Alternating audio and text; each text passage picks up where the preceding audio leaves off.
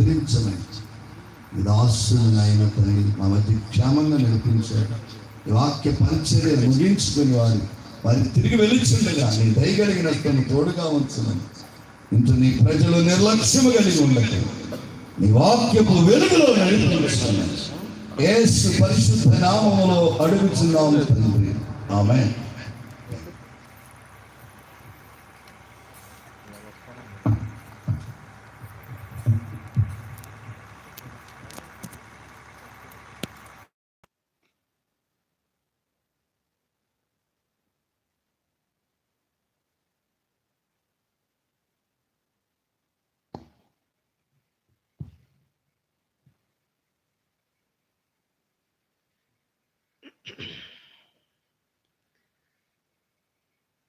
సర్వకృపానిధియగు దేవుని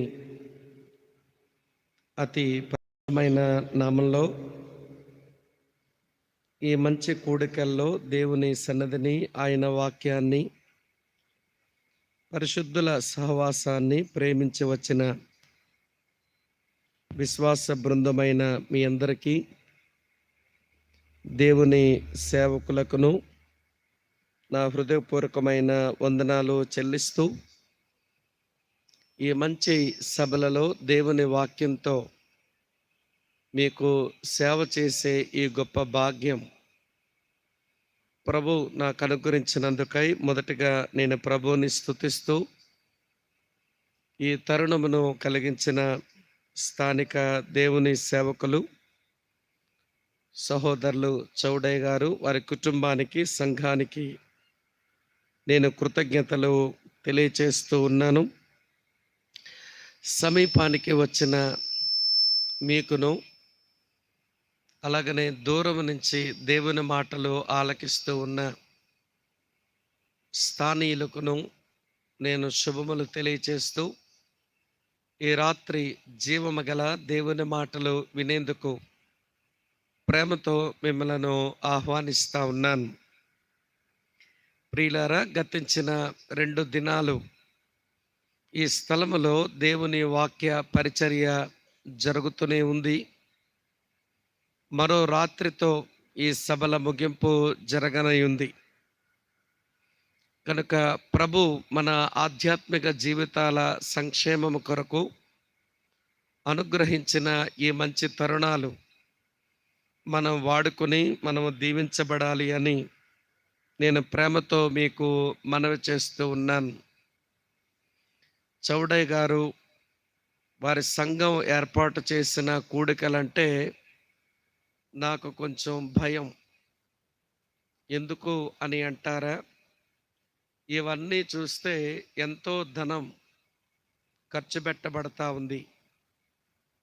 ఇన్ని ఏర్పాట్లు చేశారు అంటే ఎంతోమంది కష్టం దీని వెనుక ఉంది. అలాగనే ఎంతో సమయం ఈ కూడికల ఏర్పాట్ల కొరకు వెచ్చించబడి ఉంటుంది. ధనము, కష్టము, సమయం ఎవరెవరు వెచ్చించాలో వెచ్చిస్తూ వచ్చారు. మనం వాటి ఫలితాల్లో కూర్చొని మనం దేవుని వాక్యం వింటున్నాం కనుక విన్న వాక్యమునకు మనం సరిగా స్పందించకపోతే ఈ డబ్బుకు, ఈ కష్టానికి, ఇంత సమయానికి మనం లెక్క అప్పజెప్పవలసిన వారంగా మిగిలిపోతాం. ఈ భయం ఈ స్థలములో ఉన్న అందరికీ వస్తే దేవుని వాక్యం వింటూ దేవుడు మన ఎడల ఆశిస్తున్న మెట్టుకు, స్థాయికి మనం చేరుకుంటాము అని చెప్పడానికి నేను సంతోషిస్తూ ఉన్నాను. ఇక కాలయాపన చేయలేను. నాకున్న సమయం చాలా కొంచెముగా ఉంది గనక దేవుని వాక్యమును చదువుకొని మనము ధ్యానాన్ని ఆరంభిస్తాం. హెబ్రీలకు వ్రాయబడిన పత్రిక 12వ అధ్యాయం. హెబ్రీలకు వ్రాయబడిన పత్రిక 12వ అధ్యాయం 26వ వచనము నుండి 29వ వచనం వరకు ఇలా వ్రాయబడి ఉంది. హెబ్రీలకు రాసిన పత్రిక 12వ అధ్యాయం 26 నుండి 29 వచనాలు. అప్పుడు ఆయన శబ్దము భూమిని చెలింపచేసెను గాని ఇప్పుడు నేను ఇంకొకసారి భూమిని మాత్రమే కాక ఆకాశమును కూడా కంపింప చేతును అని మాట ఇచ్చి ఉన్నాడు.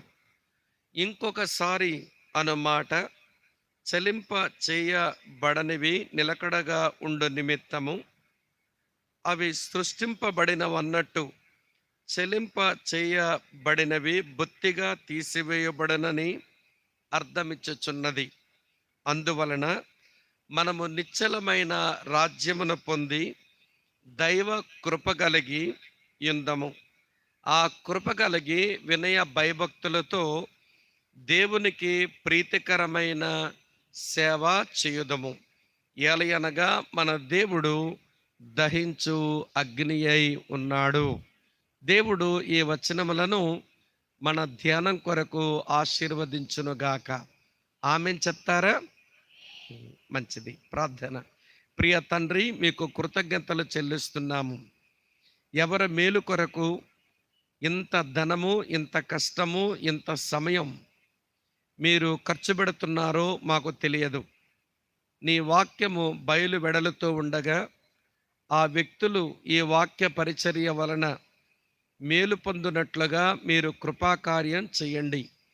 మా బలహీనతలలో నీ బలము సంపూర్ణము చేయమని చేరి వచ్చిన మా ప్రియులను దూరము నుంచి నీ మాటలు ఆలకిస్తున్న స్థానికులకును మీ ఆశీర్వాదము దయచేయమని యేసు నాదుని పేరట స్తోత్రించి ఆరాధించి మీకే ప్రార్థిస్తున్నాము తండ్రి.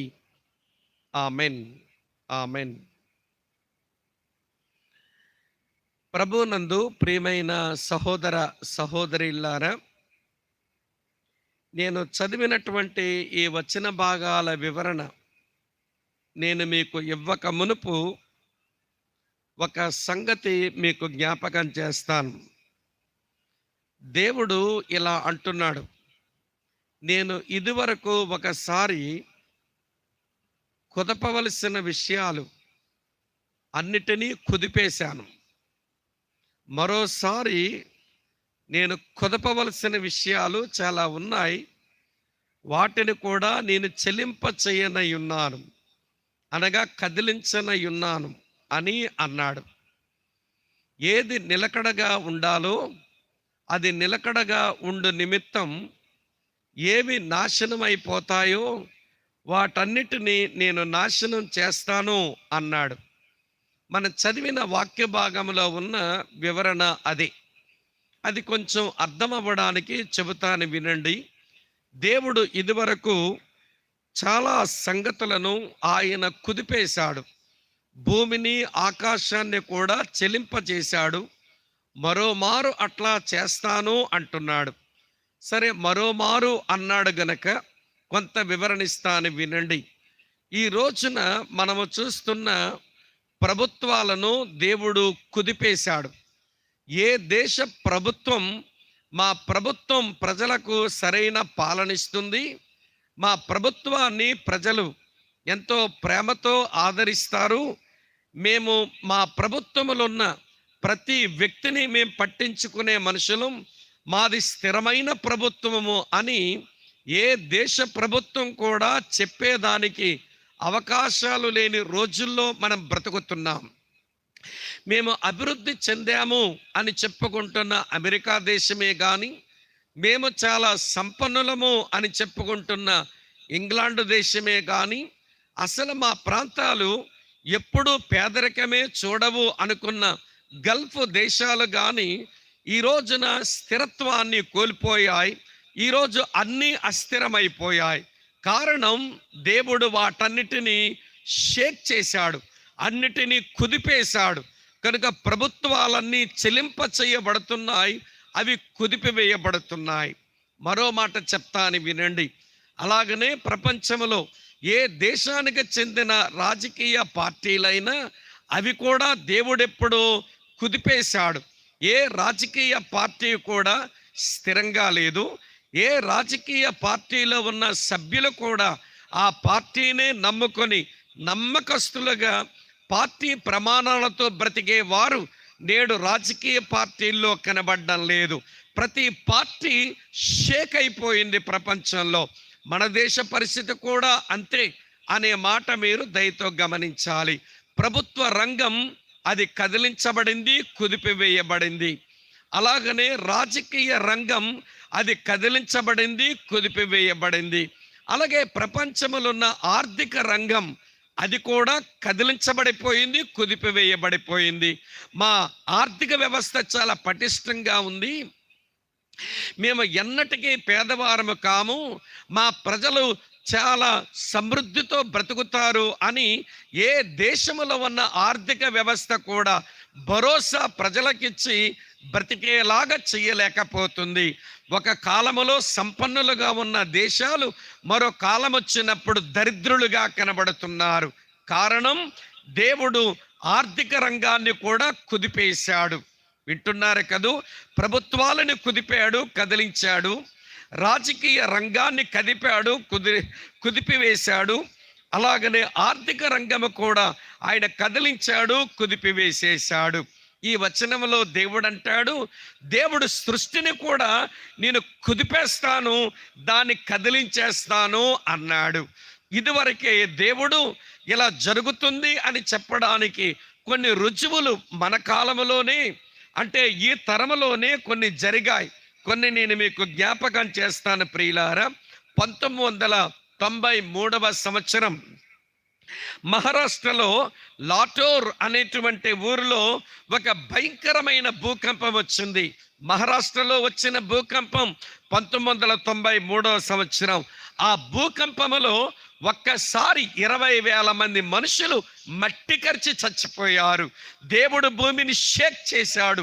ఒక భూకంపం 20,000 మంది మనుషులను మట్టిలో కలిపేసింది ప్రియులారా. అది జరిగిన మరికొద్ది రోజులకు 1999 సంవత్సరం మన పక్క రాష్ట్రమైన ఒరిస్సా రాష్ట్రంలో సూపర్ సైక్లోన్ వచ్చింది.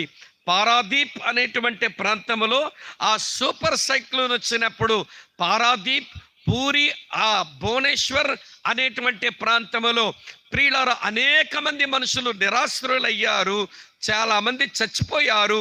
అలా చచ్చిపోయిన వారు 10,000 మంది లెక్కకొచ్చారట. ఇక లెక్కలో లేని వారు ఎంతమందో వినండి మిత్రులారా. అది జరిగిన మరికొద్ది రోజులకు 2001 సంవత్సరం గుజరాత్ రాష్ట్రంలో ఒక భయంకరమైన భూకంపము జరగగా ఆ భూకంపములో కూడా దాదాపు 20,000 మంది మనుషులు మృతి చెందారు. వినండి వినండి వినండి మిత్రులారా. అది జరిగిన మరికొద్ది రోజులకు 2004 సంవత్సరంలో వినండి ప్రియులారా, ఈ దక్షిణ భారతదేశంలో సునామీ ఏర్పడితే ఆ సునామీ వల్ల మరణించిన వారి లెక్క 2 లక్షల మంది సునామీకి చచ్చారు. వింటున్నారు కదూ? అది జరిగిన మరికొద్ది రోజులకు 2013 సంవత్సరంలో ఉత్తరాఖండ్లో వినండి ప్రియులారా, ఆ భగీరథుడిని పూజించుకుని వస్తామని అనేక మంది ఉత్తరాఖండ్ కొండలకు వెళ్ళారు. పూజలు చేసుకుని వద్దామనుకుంటే భయంకరమైన వరద సంభవించగా ఆ వరదల్లో సుమారు లెక్కకు దొరికిన వాళ్ళు 5,000 మంది మనుషులు చచ్చిపోయారు. ఇప్పుడు 2018 సంవత్సరం వింటున్నారు కదూ? గతించిన ఒక 2 నెలల కిందట మన పక్కన కిందన ఉన్న కేరళ రాష్ట్రంలో 13 జిల్లాలు నేలమట్టమైపోయినాయి. నీట మునిగి మనుషులు నిరాశ్రులైపోయారు.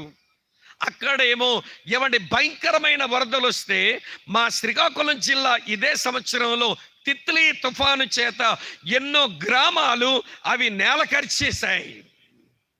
ఇవన్నీ మీకు ఎందుకు చెప్పానో తెలుసా? దేవుడు అంటున్నాడు, ఒక రోజు రాబోతుంది, నేను భూమిని ఆకాశాన్ని కుదిపేస్తాను. ఇదివరకే కొన్నిటిని కదిలించాను.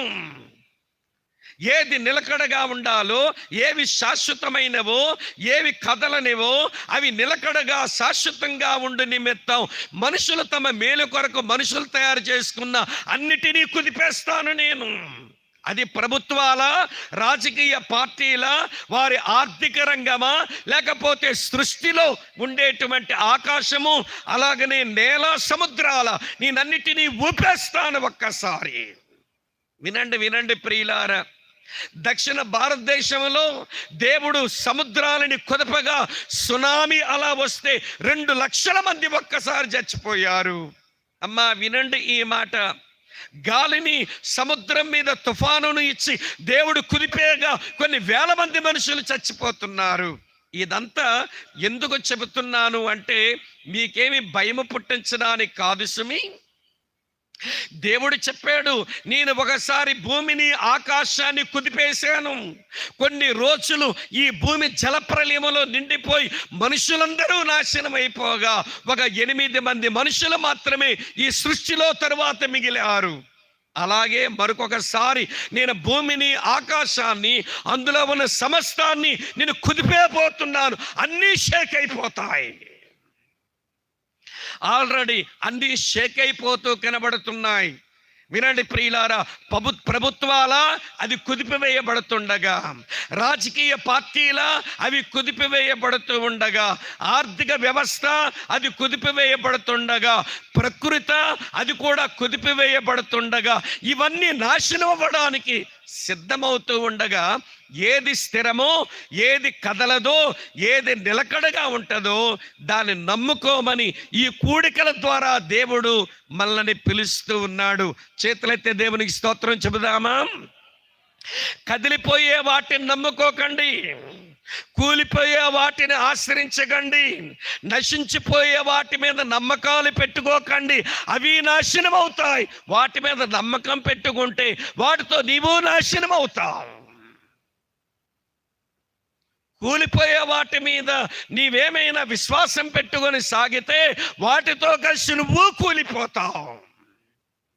కనుక ప్రియులారా, ఏది స్థిరమో, ఏది నిలకడగా ఉంటుందో దాన్ని ఆశ్రయించి వాటిని నమ్ముకొని బ్రతకమని ఈ బైబిల్ బోధ చేస్తూ ఉంది. సరే రండి, ఈ రాత్రి వేళ ఏది కదలదో, ఏది స్థిరమైనదో, ఏది నిలకడగా ఉంటుందో త్వరగా చెప్తాను. అది నమ్ముకుంటే నీవు ధన్యుడివి, లేకపోతే నీవు ఒక దరిద్రుడివి. ఏది స్థిరమైనవో, ఏవి నిలకడగా ఉంటాయో, ఏవి కదలవో నేను స్పష్టంగా మీకు అర్థమయ్యేలా చెప్తాను. అది నమ్ముకొని బతికావా నువ్వు భాగ్యవంతుడివి, అవి నమ్ముకోలేదా నువ్వు ఒక భ్రష్టుడివి. అందులో ఏమీ అనుమానమే లేదు. రండి రండి రండి, ఏది స్థిరమైనది, దాన్ని నమ్ముకుంటే వచ్చే ప్రయోజనం ఏంటో నేను మీకు వివరణిస్తాను. బైబిల్లో ఇలా వ్రాసి ఉంది ప్రియులారా. కీర్తనలు గ్రంథం 45వ కీర్తన, కీర్తనలు గ్రంథం 45వ కీర్తన మీ కొరకు చదువుతున్నాను. చూడండి మిత్రులారా, ఒక మంచి మాట ఇలా వ్రాసి ఉంది. 6వ చరణం, దేవా నీ సింహాసనము నిరంతరము నిలుచును, నీ రాజదండము న్యాయార్థమైన రాజదండం. ఇప్పుడే సోదరుడు పాడాడు, అత్యున్నతమైన సింహాసనం మీద ఆసీనుడవైన ప్రభువా, నిన్ను మనసారా సాగిలపడి నిన్ను ఆరాధిస్తా ఉన్నాను. ప్రియులారా, దేవుని సింహాసనం అది అత్యున్నతమైన సింహాసనం, అది నిరంతరము నిలిచే సింహాసనం. దానిని ఎవడు కుదపలేడు, దానిని ఎవడు కదిలించలేడు, ఆ సింహాసనాన్ని ఎవడు నాశనము చెయ్యలేడు. అది నిరంతరము ఉండే సింహాసనం. ఇదే మాట విలాపవాక్యాల గ్రంథం 5వ అధ్యాయంలో ఇర్మియా వ్రాశారు. ఆయన రాసిన మాట మీ కొరకు చదువుతున్నాను చూడండి. విలాపవాక్యముల గ్రంథం 5వ అధ్యాయం ఇలా వ్రాసి ఉంది. 19వ వచనం, యెహోవా నీవు నిత్యము ఆసీనుడవ యుందువు, నీ సింహాసనము తరతరములు ఉండును. దేవుని సింహాసనం ఆకాశమందు అత్యున్నతమైన సింహాసనం ఆయనది. ఆ సింహాసనమును ఎవడు కుదపలేడు, ఎవడు కదిలించలేడు. అది ఎన్నటన్నటికి నిలకడగా ఉండేది అని లేఖనం చెబుతున్నది. మరి ఆ సింహాసనం దగ్గరికి వచ్చి సాగిలపడి దండం పెట్టి ఆ సింహాసనం దగ్గర నుంచి వచ్చే ప్రయోజనాలు పొందుకోవడం నీకేమన్నా చేతనయ్యిందా? ఎక్కడెక్కడో సాగిలపడుతున్నావు, దేనినో ఆశ్రయిస్తున్నావు, వేటినో నమ్ముకుంటున్నావు. అవన్నీ నాశనమైపోయేవి, అవన్నీ కూల్చబడిపోయేవి, అవన్నీ కదిలించబడిపోయేవి. కానీ ప్రియ మిత్రులారా, కథలని నాశనము కానీ నిలకడగా ఉండే దేవుని సింహాసనాన్ని ఆశ్రయిస్తే, అక్కడ సాగిలపడగలిగితే నీకు కొన్ని ప్రయోజనాలు ఉన్నాయి. ఆ ప్రయోజనాలు చెప్తాను. కనీసం దాని కొరకైనా ఆ సింహాసనం మీద సాగిలపడ్డం నీకు చేతనవుతుందేమో అన్నది నే ఆశ. హెబ్రీయులకు రాసిన పత్రిక 14వ అధ్యాయం, 4వ అధ్యాయం, హెబ్రీయులకు రాసిన పత్రిక 4వ అధ్యాయం చదువుతున్నాను చూడండి ప్రియులారా. 16వ వచనం ఇలా ఉంది: గనుక మనము కనికరింపబడి సమయోచితమైన సహాయము కొరకు కృప పొందునట్లు ధైర్యముతో కృపాసనము యొద్దకు చేరుదము. ఆయన సింహాసనం పేరు కృపా సింహాసనం. చేతులైతే దేవుని స్తోత్రం చెబుదామా? హల్లెలూయా. ఆయన సింహాసనం పేరు కృపా సింహాసనం. ఆ సింహాసనము దగ్గరికి వస్తే ఏమి లాభమట? ఈ వచనంలో ఇలా రాసింది, ప్రియులారా, సింహాసనము దగ్గరికి వచ్చిన వాడు కనికరము పొందవచ్చునట. అమ్మ వింటున్నారా? ఆ సింహాసనం మీద కూర్చున్నవాడు నీ మీద కనికర పడతాడు. ఆ సింహాసనం ఎదుటకు వచ్చే సాగిలపడిన వాడు కనికరం పొందుతాడు. కనికరము అంటే కొంచెం అర్థం కావాలి. అమ్మ వింటున్నారా? కనికరం అంటే ఏంటండి అని అడిగితే మీరంటే మన వాళ్ళు ఇచ్చే నిర్వచనం జాలిపడ్డం, అదే కనికరపడ్డం అనుకుంటారు. మీకు అర్థమయ్యేలా చెప్తాను. ఆ రోడ్డు మీద ఎవరికో యాక్సిడెంట్ అయింది, వాడు దెబ్బల చేత రక్తపు మడుగుల్లో ఉన్నాడు. మనం దారిని పోతున్నప్పుడు అయ్యో పాపం చుచ్చుచ్చు అనుకుంటూ వెళ్ళిపోయాం. అలా వెళ్ళిపోవడాన్ని అబ్బో ఇతగాడికి ఎంత కనికరమో, యాక్సిడెంట్ అయిన పిల్లగాడి మీద, రక్తాలతో ఉన్న పిల్లగాడి మీద ఎంత కనికరపడ్డాడో, అయ్యో అన్నాడు, పాపం అన్నాడు, చుచ్చుచూలు కొట్టాడు. అదే కనికరపడ్డం కాదు, ఊరికే జాలిపడ్డం. అయ్యో అనడానికి నాలుకకి నొప్పా, పాపం అనడానికి పెదాలకి పెట్టుబడా, లేకపోతే చుచ్చు అనడానికి నాలుకేమైనా నొప్పా? ఎన్నిసార్లు అనమన్నా అంటాం. అది కేవలం జాలిపడ్డమే, అది కనికరం కాదు. ఇప్పుడు ఆ దెబ్బలు తిని రోడ్డు మీద ఉన్న ఆ సహోదరుని యొక్క తండ్రే అలా వెళుతున్నాడు అనుకోండి, అబ్బో నా కొడుకు దెబ్బలు తిన్నాడు, రక్తాలు కారుతున్నాయి, వాడు రోడ్డు మీద ఏడుస్తున్నాడు, అయ్యో పాపం చుచ్చు అనుకుంటూ వాళ్ళ నాన్న వెళ్ళలేడు. ఆ పిల్లాడు బాధపడుతుంటే ఆ తండ్రి బాధపడతాడు, ఆ పిల్లాడు ఏడుస్తుంటే ఆ తండ్రి ఏడుస్తాడు. కనికరం అంటే అర్థం ఏంటో తెలుసా? కనికరం అనే మాటకు ఇంగ్లీష్లో కంపాషన్ అంటారు. ఆ పదమే 2 అక్షరాల కలయిక. కంపాషన్ అంటే come plus passion is equal to compassion. ఎదుటివాడు ఏ పరిస్థితుల్లో ఉంటే ఆ పరిస్థితులకు జొరబడి ఆ ఫీలింగ్ మనకొస్తే అది కనికరపడ్డాం. అంటే వాడు బాధపడితే ఇతగాడు బాధపడ్డాం, అతడు ఏడుస్తుంటే ఇతగాడు ఏడవడం, అదే కనికరపడ్డాం. ఈ భూమి మీద మనుషులు ఎవరైనా మన మీద జాలి పడతారే కానీ మన మీద కనికరం చూపలేరు. అయ్యో అనమంటే ఎన్నిసార్లు అంటారు, పాపం అనమంటే ఎన్నిసార్లు అంటారు, చుచ్చు అంటే అనవసార్లు అంటారు. కానీ మనం బాధపడితే బాధపడతారా? బాధపడలేరు. మనం ఏడుస్తుంటే మనతో ఏడుస్తారా? ఏడవలేరు. కానీ ఏ సింహాసనం దగ్గరగా అయితే రమ్మని ఈ రాత్రి వేళ ఈ సువార్త మాటలు ప్రకటిస్తున్నానో, ఆ సింహాసనం మీద కూర్చున్న దేవుడు ఆయన కనికర సంపన్నుడు. నువ్వు బాధపడితే నీతో బాధపడతాడట. చూపించిన వాక్యం ఇలా వ్రాసి ఉంది ప్రియులారా, చదువుతున్నాను చూడండి ఒక మాట. యెషయా గ్రంథం 63వ అధ్యాయం 9వ వచనంలో ఉంటుంది. యెషయా గ్రంథం 63వ అధ్యాయం 9వ వచనం, వారి యావత్ బాధలో ఆయన బాధ నుండెను. మనం బాధపడితే మనతో బాధపడతాడు. అలాగనే యోహాను సువార్త 11:35 మార్తా మరియలు తమ సహోదరుని పోగొట్టుకున్నందుకు ఏడుస్తూ ఉంటే వారితో పాటు ఆయన కన్నీరు కార్చాడు. అక్కడ రాసి ఉంటుంది, యేసు కన్నీరు విడిచెను. క్రీస్తునందు ప్రియమైన సహోదర సహోదరిల్లారా, నువ్వు బాధపడితే నీతో కలిసి బాధపడేవాడు ఈ ప్రపంచంలో ఎవడూ లేడు. నువ్వు కన్నీరు కారుస్తుంటే నీతో పాటు కన్నీరు కార్చేవారు ప్రపంచంలో ఎవరూ లేరు. ఈ సింహాసనం మీద కూర్చున్న, ఈ అత్యున్నతమైన సింహాసనం మీద కూర్చున్న దేవుడు నువ్వు బాధపడితే నీతో బాధపడతాడు, నువ్వు కన్నీరు కారుస్తే నీతో పాటు కన్నీరు కారుస్తాడు. అందుకనే రండి ఈ సింహాసనము దగ్గరకు. నిలకడగా ఉండే సింహాసనం, కదిలించబడని సింహాసనం, ఎవడు కుదపలేని సింహాసనం. ఆ సింహాసనం యొద్ద నుంచి ఆ మనుషులకు కనికరం అనే ఆశీర్వాదం వస్తుందట. రెండవ దీవెనేంటో తెలుసునా? కృప పొందునట్లు అన్నాడు. ఆ సింహాసనం మీద నుంచి మనుషులకు కృప దొరుకుతుంది. ప్రియులారా, కృప వలన ఎన్ని లాభాలున్నాయో అవన్నీ చెప్పాలంటే ఈ రాత్రి దాని కొరకే 1 గంట ఖర్చు పెట్టాల్సి ఉంటుంది. కానీ మీ గ్రహింపు కొరకు చెప్తాను. ఎఫెసీ పత్రిక 2:8 ప్రకారం కృప ద్వారా రక్షణ వస్తుంది. 2 తిమోతి 2:1 ప్రకారం కృప ద్వారా మన బలము సంపాదించుకోవచ్చు. అమ్మా వింటున్నారా?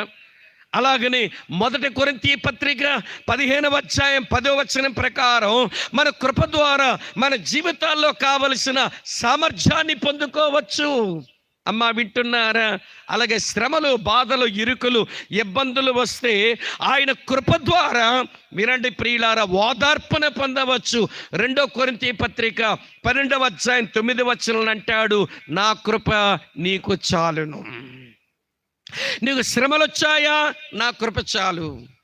నువ్వు నా కొరకు పని చెయ్యాలనుకుంటున్నావా? సామర్థ్యం కొరకు నా కృప చాలు. నువ్వు బలం పొంది బ్రతకాలనుకుంటున్నావా? నా కృప నీకు చాలు. అలాగే నీ జీవితంలో రక్షణ అనుభవం కావాలా? నా కృప నీకు చాలు. కృపను మినహాయిస్తే ఒక మనిషికి బ్రతుకే లేదు. నాకు దేవుని కృప అవసరం లేదండి అని ఒకవేళ నీవు అనుకుంటే నీ ఆధ్యాత్మిక జీవితానికి మేలు, ఆశీర్వాదం లేదు. అందుకనే క్రైస్తవ జీవితం ఏంటో తెలుసా? కృపా కేంద్రీకృతమైన జీవితం. దాని గ్రేస్ సెంటర్డ్ లైఫ్ అంటారు. క్రైస్తవ జీవితం అంటే కృప అండి. అడగండి నిజమైన దేవుని పిల్లల్ని, అమ్మా బాగున్నారా అని అడిగితే వాళ్ళు అంటారు, ఏదో దేవుని కృప వలన. ఏంటి మధ్య ఇల్లు కట్టారంటగా? అవునండి, ఏదో దేవుని, మాట్లాడండి అమ్మా, కృప వలన. ఏంటి ఈ మధ్య మీ పిల్లాడికి పెళ్లి చేశారంటగా? అవునండి, ఏదో దేవుని కృప వలన. ఏంటి మీ పాప బాగా పెద్ద చదువులు చదివిందంటగా? అవునండి, ఏదో దేవుని కృప. క్రైస్తవ జీవితం అంటే దేవుని కృప చుట్టూ తిరిగే జీవితం. అది అర్థం కాకపోయిన మనుషులు దేవుని కృపలో ఆనందించలేరు. నేను ఒక ఆంటీని ఎరుగుదును, విశాఖపట్నంలో ఉంటుంది ఆమె. 23 సంవత్సరాలుగా అమ్మగారు నాకు తెలుసు. 2 కొడుకులు. ఒక కొడుకేమో లండన్లో ఉద్యోగం చేసుకుంటున్నాడు, మరో కొడుకేమో అమెరికా దేశం ఉద్యోగం చేసుకుంటున్నాడు. భర్త ఏమో రిటైర్ అయినాడు, ఈమె గారు కూడా రిటైర్ అయ్యింది. బోల్డ్ అన్ని పైసలు వచ్చాయి, మంచి భవనాలు, మంచి కారు, అన్ని సుఖాలు ఉన్నాయి వాళ్లకు. అప్పుడప్పుడు ఇలాంటి మీటింగ్కి వచ్చి పోయే ముందు నన్ను పలకరించిపోతుందామె. సరే 23 సంవత్సరాలుగా చూస్తున్నాను, ఆంటీ బాగున్నారా అని అంటే ఏదో దేవుని కృప వలన స్వామిబాబు అని చెబుతుందేమో అని 23 సంవత్సరాలుగా చూస్తున్నాను. ఈ అమ్మ నోరేమి నోరో కానీ ఆంటీ బాగున్నారా అని అడిగితే ఆవిడ నోట్లోంచి వచ్చే జవాబేంటో తెలుసా? ఏం బాగులే బాబు. ఇక నీకేమొచ్చి పడిపోవాలి? 2 కొడుకుల విదేశాల్లో బాగా డబ్బులు సంపాదించి ఉద్యోగం చేస్తున్నారు. నీ భర్తగా 2 చేతుల పెన్షన్ వస్తున్నది, నీకా మంచి పెన్షన్ వస్తున్నది, అన్ని వస్తువులు ఉన్నాయి, దాంతోపాటు మంచి చర్చి బ్యాక్గ్రౌండ్ మీకుంది. దేవుని కృప వలన బాగున్నాను అని చెప్పడం రాక ఏం బాగులే బాబు అంటది. మరి ఎప్పుడు బాగున్నాను దేవుని కృప వలన అంటదంటే పెట్టులోకి వెళ్ళాక అంటదేమో. కొంతమంది మొదనష్ట మనుషులకి ఇంతే, వాళ్ళ జీవితంలో దేవుని కృపలో ఆనందించి ఆ దేవుని కృపను గొప్ప చేయడమే చేత కాదు. రండి ప్రియమైన స్నేహితులారా, ఈ సింహాసనం మీద ఉన్నవాడు కనికర సంపన్నుడు, ఈ సింహాసనం మీద కూర్చున్నవాడు సర్వకృపానిధి. ఎవరు ఈ సింహాసనం దగ్గరికి వస్తారో వారు కనికరం పొందుతారు, వారు కృపను పొందుతారట. మరో లాభం కూడా ఉంది. ఏమిటో తెలుసా లాభం? ఈ వచనంలో రాసింది. హెబ్రీ పత్రిక 4వ అధ్యాయం 16వ వచనములోని సమయోచితమైన సహాయం, టైమ్లీ హెల్ప్, సమయోచితమైన సహాయం అంటే ఏ సమయానికి ఏది అవసరమో ఈ సింహాసనం మీద నుంచి ఆయనను ఆశ్రయించిన వాళ్లకు ఆ సమయానికి ఆ సహాయం వచ్చేస్తుంది. క్రీస్తునందు ప్రియులారా, ఈ రోజున సమయోచితమైన సహాయం పొందుకోలేక అన్ని అవసరాలు, అన్ని కొదువల చేత లోపల నలిగిపోతున్న నీకు ఈ సింహాసనం యొద్దకు పిలుస్తున్నాను. వినండి వినండి వినండి ప్రియులారా, ఈ సింహాసనం అత్యున్నతమైన సింహాసనం. ఈ సింహాసనం పైన ఆకాశం మీద ఉన్న సింహాసనం. దీనిని ఎవడు కదపలేడు, దీనిని ఎవడు కుదపలేడు, దీన్ని ఎవడు చెలింప చేయలేడు. ఇది నిలకడగా ఉండే సింహాసనం. ఇక్కడగా రావడం చేతకాక, వినండి ప్రియులారా, కనికరమా సంపాదించుకోలేక, దేవుని కృపణ అనుభవించలేక, సమయోచితమైన సహాయమా పొందుకోలేక మన ఆధ్యాత్మిక జీవితాల్లో మనము ఎంతో నష్టాన్ని అనుభవిస్తున్నాం. ఈ రాత్రి ప్రభు ఈ సింహాసనం దగ్గర రావడానికి ఆయన అవకాశాలు ఇచ్చాడు. 2000 సంవత్సరాల క్రిందట ఆ శిలువ మీద ఆయన మరణించి, వినండి ప్రియులారా, ఆయన శిలువ మీద ఏ రోజునైతే మరణించాడో, ఎప్పుడైతే తన ప్రాణాన్ని విడిచాడో అదే సమయంలో ఆ యెరూషలేము దేవాలయపు తెర పైనుంచి కింద వరకు దాన్ని ఇలాగ చింపేసి ఆయన సింహాసనము దగ్గరకు రావడానికి ప్రతి వారికి అవకాశం ఇచ్చాడు. మరి వస్తావా ఈ రాత్రి వేళ? నువ్వు బాధపడితే నీతో బాధపడే ఆ సింహాసనాసీనుడు, నీ మీద కనికరపడే సింహాసనాసీనుడు, వినండి ప్రియులారా, నీకు సమయోచితమైన సహాయం చేసే ఆ యొక్క సింహాసనాసీనుడు ఆ సింహాసనం మీద కూర్చోగా ఆయన దగ్గరకు రావడం చేతకాక కదిపివేయబడే ప్రభుత్వాల్ని నమ్ముకుంటున్నాం, నాశనమైపోయే రాజకీయ పార్టీలను నమ్ముకుంటున్నాం, కుదిపివేయబడే ఆర్థిక వ్యవస్థను నమ్ముకుంటున్నాం, అది నాశనమైపోయే ఈ ప్రకృతి మీద నమ్మకాలు పెట్టుకుంటున్నాం. ఇవన్నీ ఒకరోజు నాశనమయ్యేవే. కదలనిది ఒకటి చెప్పాను, నిలకడగా ఉండేది ఒకటి చెప్పాను, అది స్థిరమైనది ఒకటి ఉందని చెప్పాను. అదే దేవుని సింహాసనం, అది నిరంతరము ఉంటుంది. దాని యొద్దకొచ్చేవాడెవడు కూడా సిగ్గుపడాల్సిన అవసరమే లేదు. సమయోచితమైన సహాయం పొందుతూ దేవుని కృపను అనుభవిస్తూ వారు కనికరాన్ని వారి జీవితంలో అనుభవించవచ్చు. గట్టిగా దేవునికి స్తోత్రాలు చెబుదామా? హల్లెలూయా.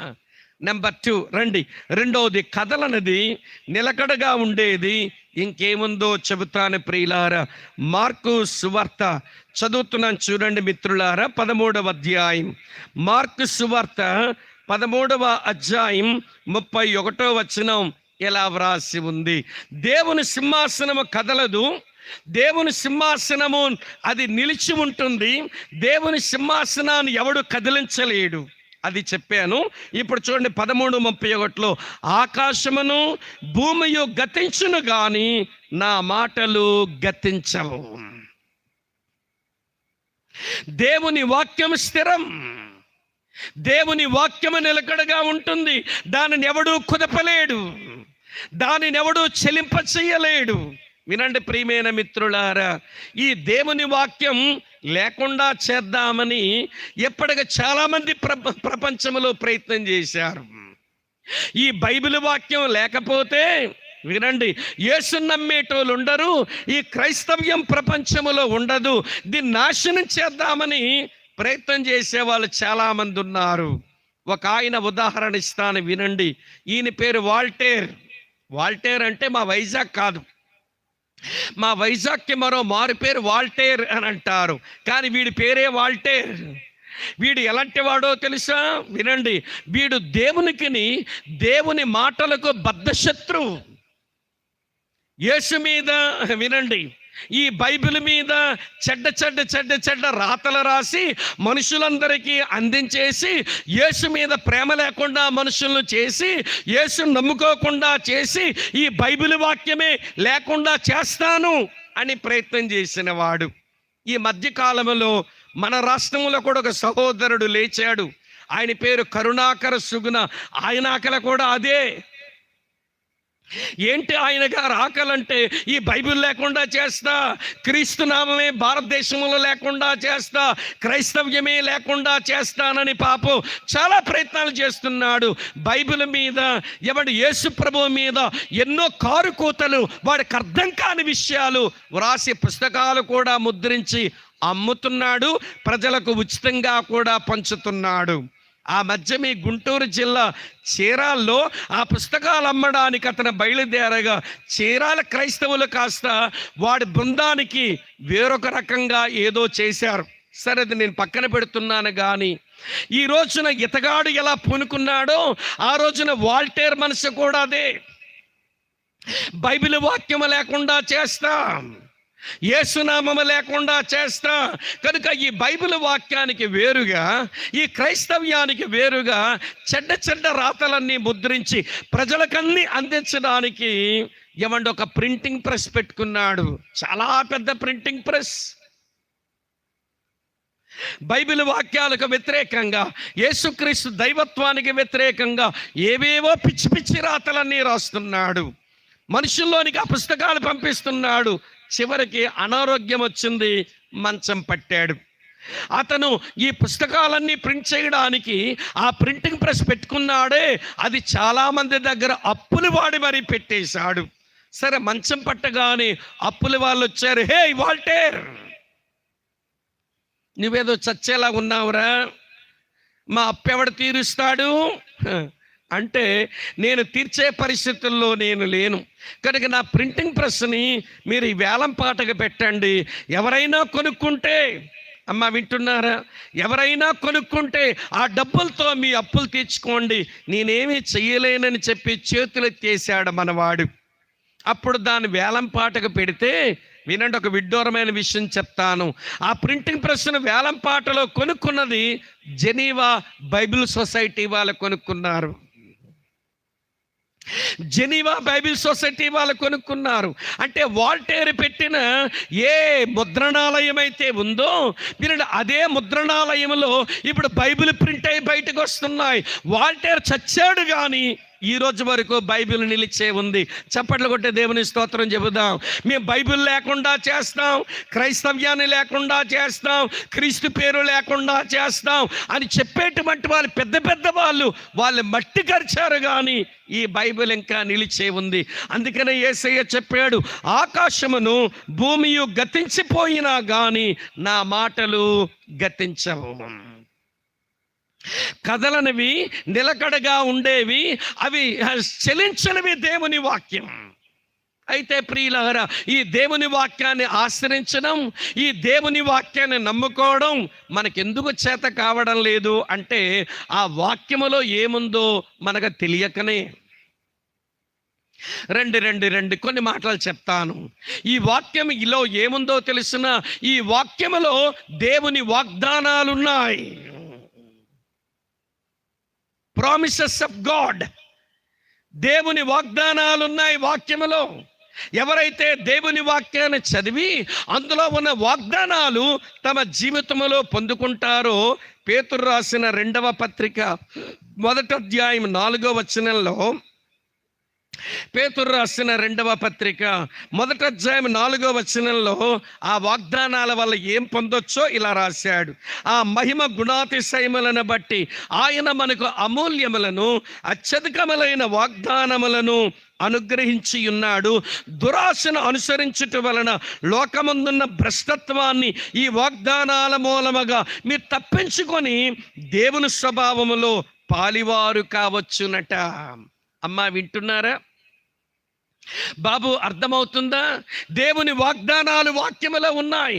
ఆ వాగ్దానాలు ఎవరైతే పొందుకుంటారో ఆ వాగ్దానాలను బట్టి వినండి, ఈ లోకములను భ్రష్టత్వం నుంచి తమ్ము తాము తప్పించుకొని వారు దేవుని స్వభావంలో పాలివారవుతారట. ఇది మంచి దీవెన. మరో దీవెన మీతో చెప్తాను. దేవుని వాక్యములో దేవుని వాగ్దానాలు మాత్రమే కాదు, దేవుని ఇచ్చిన ప్రవచనాలు ఉన్నాయి. Prophecies of God. ఇందులో భవిష్యత్తును గూర్చిన చాలా ప్రవచనాలు ఉన్నాయి. ఇప్పటికే కొన్ని ప్రవచనాలు నెరవేర్పుకొచ్చాయి. ఇంకా నెరవేర్పుకు రావలసిన ప్రవచనాలు ఇంకా చాలా మిగిలి ఉన్నాయి. ప్రియులారా, ఈ ప్రవచనాలు ఎవరైతే చదువుతారో వినండి జాగ్రత్తగా, ఈ ప్రవచనాలు ఎవరైతే చదువుతారో వారి భక్తి జీవితంలో విశ్వాసము నిరీక్షణను పొంది వాళ్ళు ఆధ్యాత్మిక జీవితములో ఎదుగుతారు. ఎందుకమ్మా వాక్యాన్ని ప్రేమించడం నీకు రాదు? ఎందుకండి దేవుని వాక్యం సరిగా చదవవు? ఎందుకండి దేవుని వాక్యం సరిగా వినవు? అంటే ఆ వాక్యం వల్ల ఒరిగేదేంటో నీకు తెలియక, అది నీ అజ్ఞానం చేతనే. ఈ మాట మీరు దయతో గమనించాలి. దేవుని వాక్యములో దేవుని వాగ్దానాలు ఉన్నాయి. నమ్మేవా? ఆ వాగ్దానాలు సంపాదించుకున్నావా? ఈ లోకములో ఉన్న భ్రష్టత్వం నుంచి తప్పించుకోవచ్చు, దేవుని స్వభావంలో పాలివారం కావచ్చు. దేవుని వాక్యములో ప్రవచనాలు ఉన్నాయి. ఆ ప్రవచనాలు చదివావా, విన్నావా? వాటి వలన విశ్వాసాన్ని పెంచుకోవచ్చు, మన నిరీక్షణను అభివృద్ధి చేసుకోవచ్చు. ఇంకొక మాట మీతో చెప్తాను. ఈ దేవుని వాక్యమునకు శక్తి ఉంది. ఏంటండి శక్తి? ఈ దేవుని వాక్యానికి ఉన్న శక్తి, అమ్మా వినండి జాగ్రత్తగా, పవర్ ఆఫ్ గాడ్ అంటాం. దేవుని శక్తి దానికి ఉంది. ఆ శక్తి ఏం చేయగలదో తెలుసా? ఒక మనిషిని అమ్మా వినండి కన్వర్ట్ చేయగలదు. కన్వర్షన్ అనే మాట ఈ రోజున కొంతమందికి అర్థం కాక మతాలు మార్చేస్తున్నారండి, మత మార్పిడిలు చేస్తున్నారండి అంటున్నారు. ఒరే బుద్ధి లేనోడా, నీ కన్వర్షన్ అనే మాటకు అర్థం తెలియలేదురా నీకు? కన్వర్షన్ అంటే అర్థం ఏంటో తెలుసునా? బైబిల్ ఇచ్చి అర్థం చెప్తాను విను. మతం మార్చుకోవడం అది కన్వర్షన్ కాదు.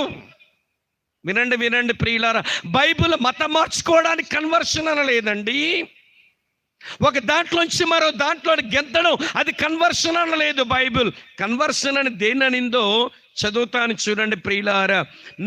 19వ కీర్తనలో కన్వర్షన్కు మంచి నిర్వచనం ఉంది. దేవుని వాక్యమే ఒక మనిషిని కన్వర్ట్ చేసేస్తుంది. చదువుతాను చూడండి, ఇలా వ్రాసి ఉంది. 19వ కీర్తన 7వ చరణం ఇలా ఉంది. యెహోవా నియమించిన ధర్మశాస్త్రము, అదే దేవుని వాక్యం, యథార్థమైనది, అది ప్రాణమును తెప్పరెల చేయను. యెహోవా శాసనము నమ్మదగినది, అది బుద్ధిహీనులకు జ్ఞానము పుట్టించును. ఒక సోలిపోయినోడు తెప్పరెల చేసేయబడ్డమే కన్వర్షన్ అంటే. ఒక మూర్ఛిల్లిపోయినోడు వాడు తెప్పరెల చేయబడ్డమే కన్వర్షన్ అంటే. ఒక బుద్ధి లేనోడు జ్ఞానవంతుడిగా మార్చబడ్డమే కన్వర్షన్ అంటే. ఒక బుద్ధిమాలిన బుద్ధిహీనుడు జ్ఞానవంతుడిగా మారుతున్నాడు. అమ్మ వింటున్నారా? అన్ని విషయాలు సోలిపోయి నాకెందుకండి జీవితం, చచ్చిపోతేనే మంచిది అనుకునేవాడు తెప్పరెల చేయబడుతున్నాడు. నా సేవా జీవితంలో నేను నా ఒక అనుభవం మీకు జ్ఞాపకం చేస్తాను. ఎందుకో జ్ఞాపకం వస్తున్నది. నేను ఉద్యోగం చేస్తున్న రోజుల్లో కూడా అక్కడక్కడ పోయి వాక్యం చెప్పేవాడిని. నాతో పాటు ఒక కోమట ఆయన మారు మనసు పొందాడు. ఆ కోమట ఆయన మారు మనసు పొందిన తర్వాత విపరీతమైన సేవా ఉద్రేకం. ఎక్కడికన్నా గ్రామాలకు పోవాలి, 2-3 పాటలు పాడాలి, సువార్త చెప్పాలి అన్న ఆరాటం. నేను సాయంత్రం నా పని అయిపోయిన తర్వాత రూమ్లో ఉంటే అతను చీకటి పడ్డాకొచ్చి నన్ను మోటార్ సైకిల్ మీద తీసుకుని వెళ్ళేవాడు. ఆ రాత్రి వెళ్ళి గ్రామాల్లో కూర్చుని దేవుని వాక్యం చెప్పి వాళ్ళకి ప్రార్థన చేసి వస్తుండే వాళ్ళం. జనవరి మాసంలో ఒక స్థలానికి వెళ్ళాం, సాలూరు దగ్గర, విజయనగరం జిల్లా. వెళితే మేము వాక్యం చెప్పి ప్రార్థన చేసి వాళ్ళందరినీ పంపించేసరికి దాదాపు 1 గంట సమయం అయిపోయింది. మేము గదికి వెళ్ళాము, పడుకున్నాము. మళ్ళీ ఉదయాన్నే బయలుదేరి విజయనగరం వచ్చేయాలి డ్యూటీకి. మా మా సహోదరుడు దాదాపు 3 అవుతుంది, నన్ను లేపంటాడు. సోమన్న లెండి అన్నాడు. ఎందుకన్నా ఇంకా చాలా టైం ఉందిగా మనం బయలుదేరడానికి. మేము ఒక 5 గంటలకు ఎప్పుడో బయలుదేరతాం, విజయనగరానికి చేరిపోతాం. అక్కడి నుంచి పడుకోండి అన్న, ఇప్పుడే లేచారేంటనంటే, అన్న సువార్తకి వెళ్దాం రండి అన్న అన్నాడు. ఒరే 3 గంటలకు సువార్త ఏంటి? అందులో జనవరి మాసం చలికి అందరూ ఇళ్లలో పడుకుంటారు దుప్పట్లు ముసుగేసుకొని. మనం ఎవరికన్నా చెప్తాం ఇప్పుడు సువార్త అంటే, అన్న దేవుడు ప్రేరేపిస్తున్నాడన్నా, వస్తావా రాదా అంటాడు.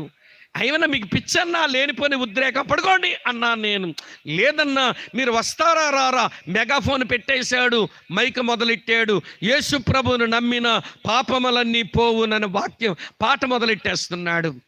ఇక చేసేదేముంది, ఇక లేచాను. ఈ ఉద్రేకపరుడు మారుమనసు పొందిన మొదటి నుంచి నన్ను ఏపుకు తింటున్నాడు.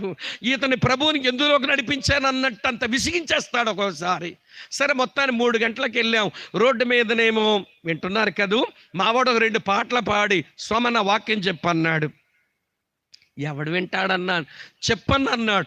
వింటాడో విండో తరువాత సంగతి, కానీ బాగా నిద్రలో ఉంటే మీ గోలేంటరా అని ఎవడైనా వచ్చి దొరివేస్తాడేమని మరో భయం వేస్తుంది నాకు. అన్న ఇదేంటన్నా టైం కాని టైంలో, ఏమోనన్నా దేవుడు చెప్పమంటున్నాడు, చెప్పు అన్నాడు. ఇక చేసేదేముంది, మైక్ తీసుకున్నాను. ప్రియులారా, ఓ మనుషులారా, మీ జీవితం చాలా విలువైనది. కష్టాలు, కన్నీరు, కలవరాలు మీ జీవితంలో వచ్చినప్పుడు ఈ జీవితం ముగించేసుకుందాం, చావే శరణ్యం అని చచ్చిపోదాం అనుకుంటున్నావా? నువ్వు చావాల్సిన అవసరం లేదు. నీ జీవితాన్ని మార్చి నీకు మంచి భవిష్యత్తునివ్వడానికి యేసు సిలువలో మరణించాడని నేనేదో సువార్త చెబుతున్నాను. ఒకడు తలుపు ధన్మని తీశాడు, నా గుడ్డు గుబేలు మంది. ఎందుకంటే ఏ ఒళ్ళుమడిపోయి తిడతాడో నన్నని. వాడు తలుపు తీసుకొని పరిగెత్తి వచ్చాడు. వచ్చి ఏమండి రండి రండి రండి అంటున్నాడు. ఎక్కడికంటే నా ఇంట్లోకి రండి అన్నాడు. వినండి ప్రియుల, లోపలికి పిల్లలు ఎవరి మధ్యలో నిలబడకూడదమ్మా, ఇది మంచి అలవాటు కాదు.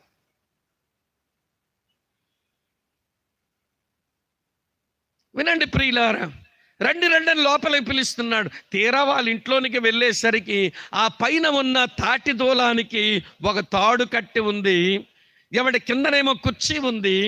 వినండి ప్రియులారా, ఏంటయ్యా మమ్మల్ని లోపలికి పిలిచావు, ఏంటిది అన్నాం. రాత్రి 11 గంటలకండి నా భార్యతో ఎప్పుడూ గొడవేనండి. ఈ ఊరి పిల్లని చేసుకున్నాను, నాకంటూ ఎవరు లేరు గనక ఎల్లరకానికి వచ్చాను ఈ ప్రాంతానికి. సరే, అన్నదమ్ముల దగ్గర ఉన్నారు, అమ్మా నాన్నల దగ్గర ఉన్నారని వాళ్ళ అండ చూసుకొని నా భార్య ఎప్పుడు నేను చెప్పిన మాట విందండి. దెబ్బలాడ పెట్టుకుంటుంది, వెళ్ళిపోద్ది, వాళ్ళ అన్నదమ్ములతో చెప్పొద్ది. వాళ్ళ అన్నదమ్ములంతా బాగా ఊరపందుల్లాగా బలిసిపోయిన వాళ్ళు. ఏమంటే వాళ్ళు వచ్చేమో నన్ను చితకరే పెట్టేస్తున్నారు. ఇక నేను బతుకుండేమి లాభం, ఇదా చెప్పిన మాట వినదు. నా బామర్దులా నా సమస్యను అర్థం చేసుకోరు, ఆ తల్లిదండ్రుల ఆ పిల్లకి బుద్ధి చెప్పరు. ఇక ఇది మారదు, నా జీవితం ఇంతే, చచ్చిపోదామనుకొని ఊరి పెట్టుకున్నానండి. మీరు బయట నుంచి అరుస్తున్నారు, నువ్వు చావాల్సిన అవసరం లేదు, యేసు నీ కొరకు మరణించాడు, నీకు భవిష్యత్తు ఇచ్చాడని మీరు ఏదో చెబుతున్నారు, అందుకే మీ దగ్గరకు వచ్చాను, ఏం చెయ్యమంటారో చెప్పండి. ఒరే భలే కేసు దొరికింది, తెల్లవారుజాము 3:30కి. సరే, వాడిని ఇంటి దగ్గరే కూర్చోబెట్టి దేవుని సువార్త చెప్పి, ప్రియులారా ఆ తాడిప్పించేశాం, ప్రార్థన చేశాం, దేవుడేదో మేలు చేస్తాడు అబ్బాయి, నువ్వు కృంగిపోవలసిన అవసరం లేదు అని అంటే, వినండి ప్రియమైన స్నేహితులారా, ఆ రోజు అతను ఆ తీర్మానం మార్చుకున్నాడు, ప్రభుని హృదయంలో చేర్చుకున్నాడు. విడ్డూరం ఏంటో తెలుసా, లక్ష్మణాయుడు అనే వెలమల కుటుంబానికి చెందినవాడు. ఈ రోజున వినండి, సాలూరు దగ్గర ఒక చిన్న గ్రామములో ఒక పెద్ద మందిరం కట్టి అతను అతని భార్య పిల్లలు కలిసి అద్భుతమైన సేవ చేస్తున్నారు. దేవునికి స్తోత్రం. అదండి కన్వర్షన్ అంటే. చచ్చిపోయేవాడు బతికాడండి. ఎవరు బతికించారు? దేవుని వాక్యం అతని చెవిలో పడిపోయింది. దేవుని వాక్యానికి ఉన్న శక్తి ఏంటనంటే అది మనిషిని కన్వర్ట్ చేస్తుంది. సోలిపోయేవాడికి తెప్పరలా చేయగలదు, అజ్ఞానముతో ఉండేవాడికి జ్ఞానవంతునిగా చేయగలదు. చాలామంది జ్ఞానము లేని వారు దేవుని వాక్యం విన్న తర్వాత వారి జీవితాలు యేసుకిచ్చిన తర్వాత అబ్బో వాళ్ళు వ్యక్తపరిచే జ్ఞానం చూస్తే అదిరిపోతాం మనం. ప్రభువునందు నాకు సహోదరుడు ఉన్నాడు. వాళ్ళ నాన్నగారు నేను చాలా సభల్లో కలిసి దేవుని వాక్యం చెప్పాం. చాలా మంచి దైవజనుడు అంకుల్ గారు, ఏడి శిఖామణి గారు. ఇదే మీ నరసరావుపేట చెందిన ఆయనే.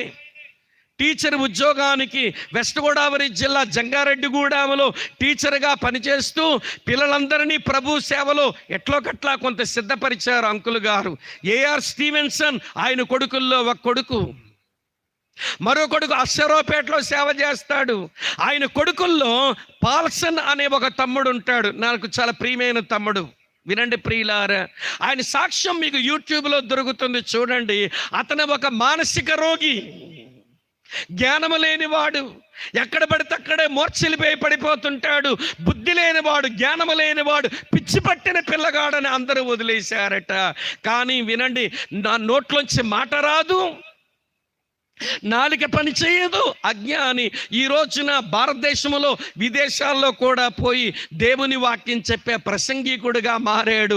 ఆయన అంటాడు, ఒకప్పుడు మూర్ఛ జబ్బుతో ఉండి జ్ఞానము లేని పిచ్చివాడు ఈ రోజున ఫిలాసఫర్ అయి దేవుని వాక్యాన్ని ఆయన ఫిలాసఫీలో డాక్టరేట్ చేశాడు. దానికి గల కారణం దేవుని వాక్యం నా జీవితాన్ని మార్చింది. దేవుని స్తోత్రం చెబుదామా? బుద్ధిహీనులు జ్ఞానవంతులుగా చేస్తుంది,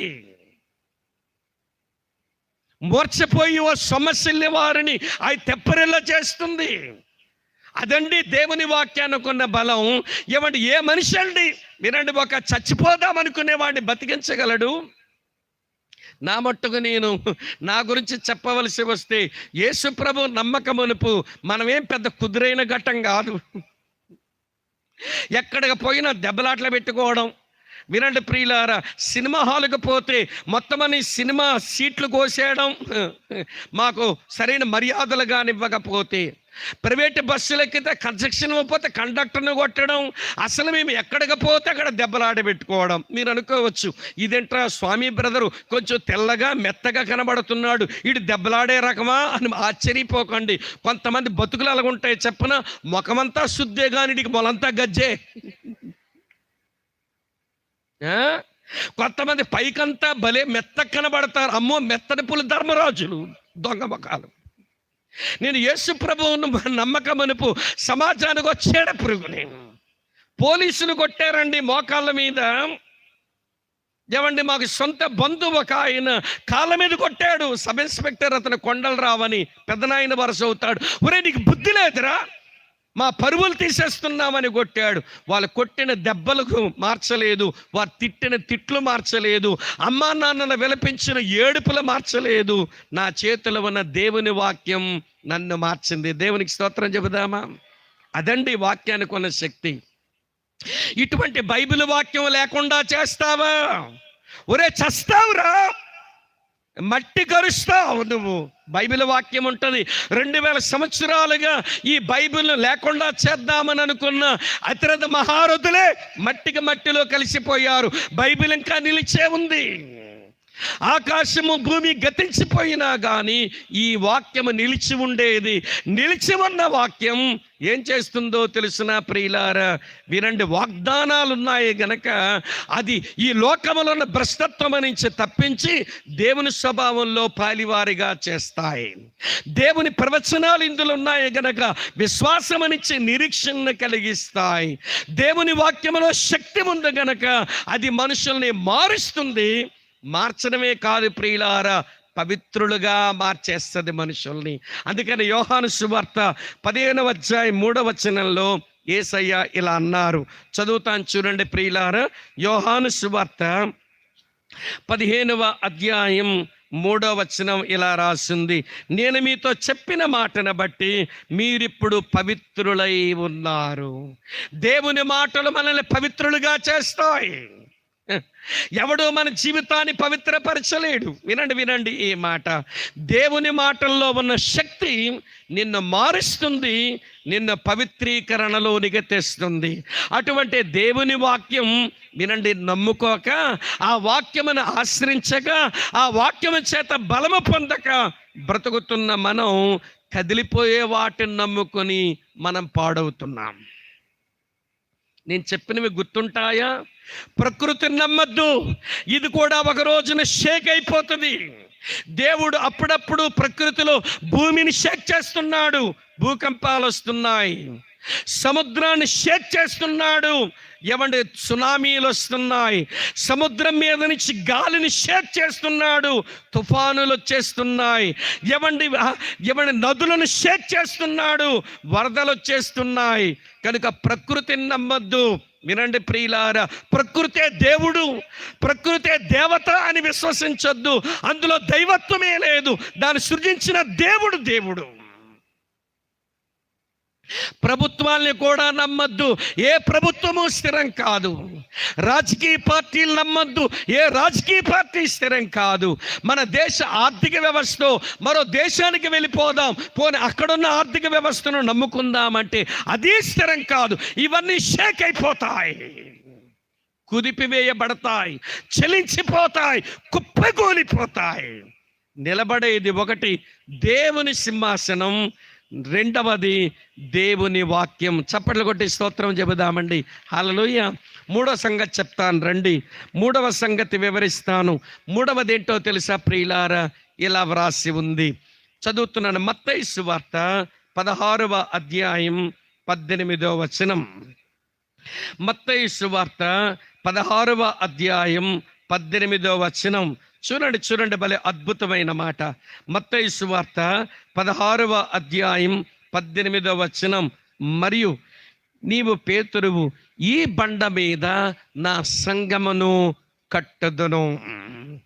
ఏది స్థిరం, ఏది కదలదు, ఏది నిలకడగా ఉంటుందంటే దేవుని సంఘం. దేవుని సింహాసనం కదలదు, దేవుని వాక్యం నిలిచి ఉంటుంది, దేవుని సంఘము కూడా స్థిరంగా ఉంటుంది. 2000 సంవత్సరాల క్రిందట వినండి వినండి వినండి, పెంతెకోస్తు దినమున యెరూషలేములో స్థాపించబడిన దేవుని సంఘం నేటికి స్థిరంగానే ఉంది. దాన్ని కూడా నాశనం చేద్దామని రోమా చక్రవర్తుల్లో నీరో అనే ఒక చక్రవర్తి, రోమా చక్రవర్తిలో డొమిషియన్ అనే ఒక చక్రవర్తి, రోమా చక్రవర్తిలో ట్రాజన్ అనే చక్రవర్తి, అలాగనే వినండి ప్రియులారా, ప్రపంచంలో చాలామంది చక్రవర్తులు అసలు ఈ సంఘమే లేకుండా చేద్దామనుకున్నారు. వారు నాశనం అయ్యారు, కానీ సంఘం ఇంకా నిలిచే ఉంది. దేవునికి స్తోత్రం. హల్లెలూయా. ఇది మనం అర్థం చేసుకోవాలి. ఎందుకు ఇది స్థిరం అంటే, దీన్ని కట్టినవాడు యేసు, దీనికి శిరస్సు యేసు, దీనికి పోషణ దేవుని వాక్యం, దీని పర్యవేక్షణ పరిశుద్ధాత్ముడు. వినండి ప్రియులారా, అందుకనే సంఘం ఎన్నటన్నటికీ నిలిచి ఉండేది. నేను ఎక్కువ వివరించలేను, వినండి, నాకున్న ఆరోగ్య పరిస్థితిని బట్టి. కనుక స్థిరమైన ఈ మూడింట్లో నిలిచి ఉందాం. మొదటిది దేవుని సింహాసనం, రెండవది దేవుని వాక్యం, మూడవది దేవుని సంఘం. తల వంచండి, కళ్ళు మూసుకోండి. కొద్ది నిమిషాలు స్థిరమైన దీంట్లో బ్రతకడానికి మనం సిద్ధపరచుకుందాం. ఎవరు ఇటటు తిరగొద్దు, లేవద్దు. దైవజనులు వచ్చి కొద్దిసేపు ప్రార్థనలు నడిపిస్తుండగా ఈ స్థిరమైన వాటిలో ఉండడానికి గట్టి తీర్మానమే చేసుకుందాం. ప్రార్థన చేసుకుందాం, ప్రార్థన చేసుకుందాం.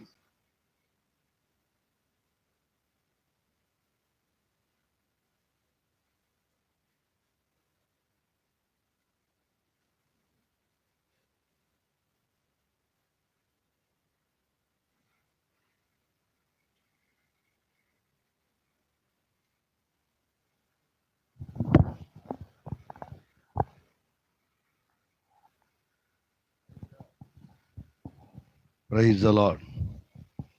దేవుని పరిశుద్ధ నామానికి మహిమ కలుగునుగాక. నేను కూడా అలాగనే కాలం గడిపి 28 సంవత్సరాలు దేవునికి దూరంగా బ్రతికాను. నా ప్రభు అయిన యేసుక్రీస్తు యొక్క పాదాల దగ్గర ఆయన నేర్పుకున్న మాటలు, ఆయన ఓదార్పు, ఆయన ఆదరణ పొందుకున్నాను కనుకనే ఇది స్వామి గారు పైకి రాగానే ఒక మాట అన్నారు, ఎంతో డబ్బుతో కూడిన పని అని. ఆ 20 సంవత్సరాల క్రితమే ప్రభు నన్ను రక్షించకపోతే ఏనాడో కాలగర్భంలో నేను కలిసిపోయేవాడిని. దేవుని యొక్క మహాకృపను బట్టి సజీవులుగా దేవుడు ఉంచాడు. అంత దూర ప్రాంతం నుంచి వచ్చిన మరి ఆనోకి ఎక్కడున్నా కూడా మరి దైవ సేవకులు వెయిట్ చేస్తున్నాడు. మరి కారు తీసుకొని ముందుగానే పెట్టమన్నాను. మరి ఎక్కడున్నాడో మరి అర్థం కావట్లేదు. దైవ సేవకులు వెయిట్ చేస్తున్నారు. దేవుని పరిశుద్ధ నామానికి మహిమ కలుగును గాక. హల్లెలూయా. ఈ ప్రత్యేకమైన ఈ సమయంలో ప్రతి ఒక్కరు కూడా లేచి వెళ్ళటం కానీ అటువంటి ప్రయత్నాలు చేయవద్దు. ఇంకా 45 నిమిషాలు ఉంది సభ ముగించటానికి. కానీ 10 గంటలకే ముగించేస్తాం. ఎందుకంటే మీరు సకాలముగా అందరూ కూడా చక్కగా ఇక్కడ టయానికి ముగిస్తారు, టయానికి ప్రారంభిస్తారని ఒక నమ్మకం ఉంది. అందుకని ప్రజలు ఎర్లీగానే వస్తారు మా సభలకు. దేవునికి స్తోత్రము కలుగునుగా. ఎందుకంటే ఇక్కడ యేసయ్యే కనపడతారు కానీ చౌడయ్య బ్రదర్ కనపడడు. ఎందుకంటే ఆత్మీయంగా వెదిగే కొలది మనం మరుగవ్వాలి, ప్రభు అయిన యేసు గణపరచబడాలి. అది నేర్చుకున్న నా ఆత్మీయ జీవితంలో అది ఒక గొప్ప పాఠం. దేవునికి స్తోత్రము కలుగునుగాక. హల్లెలూయా. ఆయన ఎచ్చవలసినది ఉంది, మనము తగ్గవలసినదిగా ఉంది. కనుక ఈ ప్రత్యేకమైన సమయంలో అందరూ కూడా మరి ఈ పరిచర్య నిమిత్తము మీ హృదయపూర్వకమైన మీ యొక్క కానుకలు సమర్పించవలసిందిగా కోరుచున్నాము. పరిచారకులు మీ మధ్యకు వస్తారు. దయతోటి ఎవరు కూడా లేచి అటు ఇటు తిరగటం ప్రయత్నము చేయవద్దు. ఈ ప్రత్యేకమైన ఈ సమయంలో మరి జాషువా లాగనే సరే మంచిది, వారు దైవ సేవకుల్ని పంపించే పనిలో ఉన్నారు.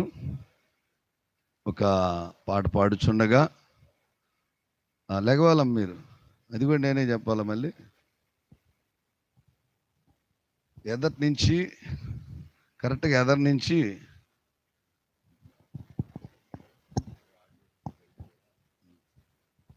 దయతోటి సభ ముగించిన తదుపరి మీరు 2 వీడియో సాంగ్స్ రిలీజ్ చేసాం. మీరు అందరూ చూశారు కదా. ఆ యొక్క మీ ఫోన్లో ఎక్కించుకోవడానికి అన్ని ప్రయత్నాలు చేశాము. ఎందుకంటే ఇదంతా కష్టపడి చేయడానికి దాదాపుగా 1,00,000 రూపాయలు ఖర్చు పెట్టాము. ఒకవేళ సీడీలు వేసి ఏమైనా ఎవరో కొనరు, అంతా ఇప్పుడు ఫోన్లోనే అయిపోయింది. అలాగనే నా ప్రియ తండ్రి అని ఇప్పుడు ఆల్బంలో ఒక పాట వేస్తారు. అది సిద్ధపరచవలసిందిగా కోరుచున్నాను. దానికి ముందుగా ఒక పాట పాడి ప్రభువుని మహిమపరుద్దాం. నజరేయుడైన యేసు. అయ్యా ప్రతి కార్డ్లెస్ మైక్ ఒక్కడు కాడ తెచ్చేయలేదండి.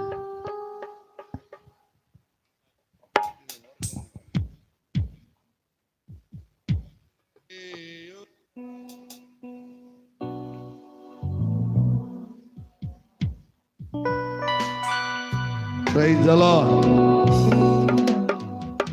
నజరేయుడా నా యేసయ్యా, ఎన్ని యుగాలకైనా ఆరాధ్య దైవము నీవేనని గలమెత్తి నీ కీర్తిని చాటెదా. నజరేయుడా యేసయ్యా, ఎన్ని యుగాలకైనా ఆరాధ్య దైవము నీవేనని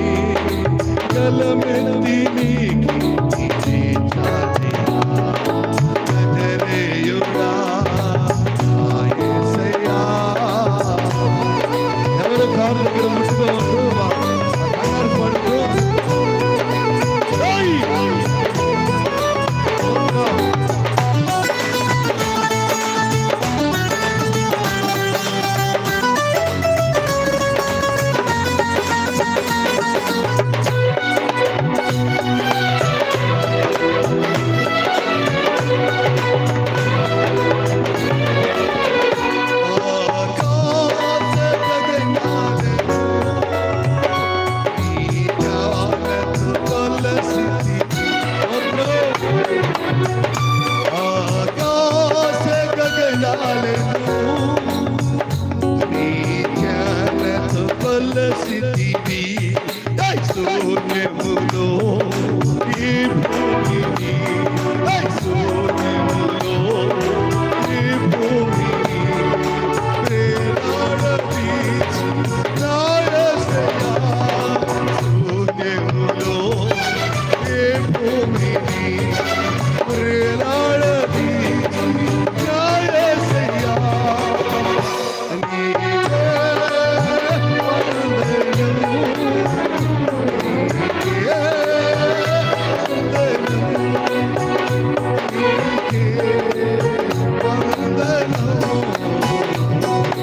నజరేయుడా నా యేసయ్యా, ఎన్ని యుగాలకైనా ఆరాధ్య దైవం నీవేనని గలమెత్తి నీ కీర్తిని చాటినా. నజరేయుడా నా యేసయ్యా. స్తోత్రం. Thank you lord.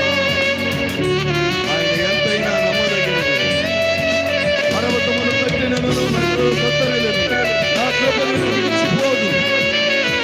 ఆయన సింహాసనము కలలను, ఆయన సింహాసనము స్థిరమైనది, నిరంతరము నిలిచేది.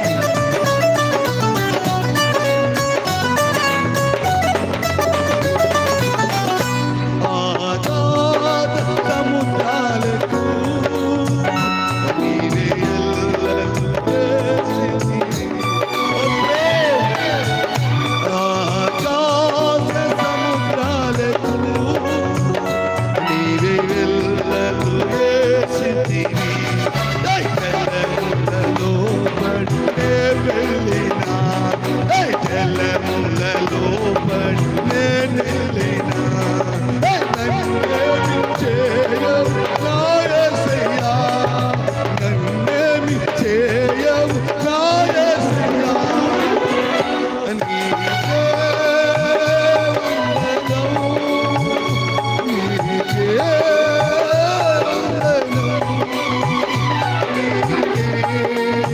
వందనం. నజరేయుడా నా యేసయ్యా, ఎన్ని యుగాలకైనా ఆరాధ్య దైవం నీవేనని గలమెత్తి నీ కీర్తిని చాటినా. నజరేయుడా నా యేసయ్యా. అందరూ మనసారా దేవుని నిత్య సియోనులో పరమ కాలాల్లో ఉండాలి. నిత్యము కదలని సింహాసనం ఎదుట మనం సాగిలపడాలి. ఆయన సింహాసనం కదలనిది, స్థిరమైనది, కదిలించలేనిది. సుందరవా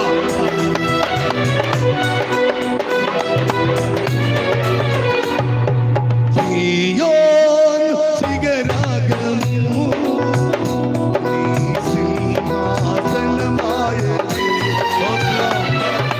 సియోను శిఖరాగ్రము నీ సింహాసనమాయెను. చూడాలని సియోనులో చూడాలని ఆశతో ఉన్నాను నా యేసయ్యా, ఆశతో ఉన్నాను నా యేసయ్యా. సియోనులో నిన్ను చూడాలని ఆశతో ఉన్నాను నా యేసయ్యా. నీకే వందనం, నీకే వందనం, నీకే వందనం. నజరేయుడా నా యేసయ్యా, ఎన్ని యుగాలకైనా ఆరాధ్య దైవం నీవేనని గలమెత్తి నీ కీర్తిని చాటినా. గలమెత్తి నీ కీర్తిని చాటెదా, గలమెత్తి నీ కీర్తిని చాటెదా. నజరేయుడా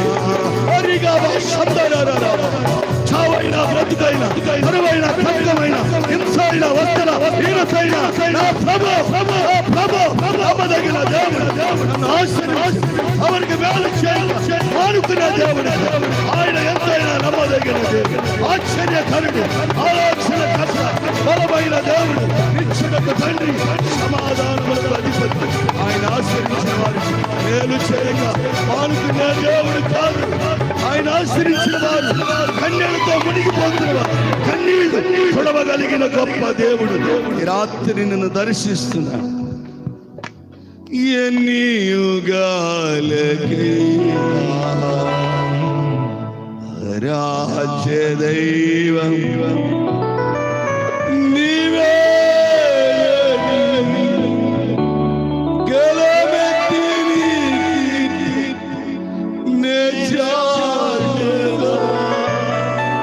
ప్రభువా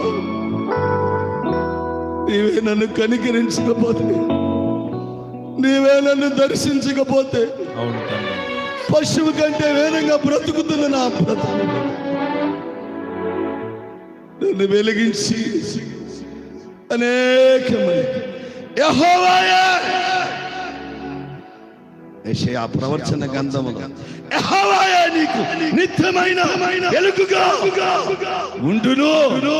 ఆమేన్. మీరు ఆ దినాన మీరు ప్రకాశించకపోతే కదలని సింహాసనం నిత్య సియోన్ పరమ కానాన్ చూడగలమా ప్రభు? ఈ రాత్రి నాయన కదలిని దేవుడు నాకు తోడుగా అవును తండ్రి, స్థిరమైన దేవుడు నాకు తోడుగా ఉన్నాడు, నిత్యము ఉండే దేవుడు. ఆయన నేను ఆధారము చేస్తాను. అవును తండ్రి, ఆయన సింహాసనము కదలని నిత్యుడకు తండ్రి ఆయన అని నిన్ను చేర్చుకొని మార్కు 16:16 ప్రకారం నమ్మి రక్షించబడడానికి శిక్షక పాత్రులు కాకుండా రాబాష్ అందరు రక్షించుకోండి ప్రభు. మారు మనసు అనుభవములు పడి రక్షణ భాగ్యము దయచేయండి. ఈ పరిచర్య ప్రాంత ప్రజలను మీరు దీవించండి నాయన. మా తక్కెళ్ళపాడు గ్రామ ప్రజలను దీవించండి, సర్వ సత్యములోకి నడిపించండి. అవును తండ్రి, ఈ 3వ రోజు కోడికను నీ నామ మహిమార్థమై ఘనముగా జరిగించినందుకు స్తోత్రములు తండ్రి. నీ దయ కలిగిన, నీ కనికరము కలిగిన, నీ కృప కలిగిన హస్తాలతో ఒక్కొక్కరిని దీవించండి నాయన. ఏలుబడి చేస్తున్న ప్రతి శాపము ఈ రాత్రి తొలగిపోవునుగా. ఆమేన్. నీ కన్నీటిని నాట్యముగా మార్చునుగా.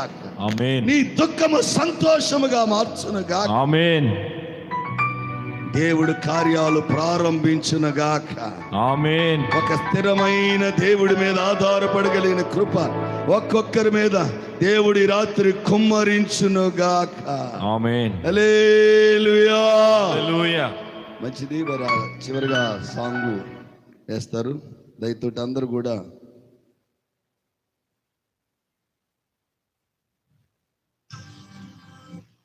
దయతోటి అలాగనే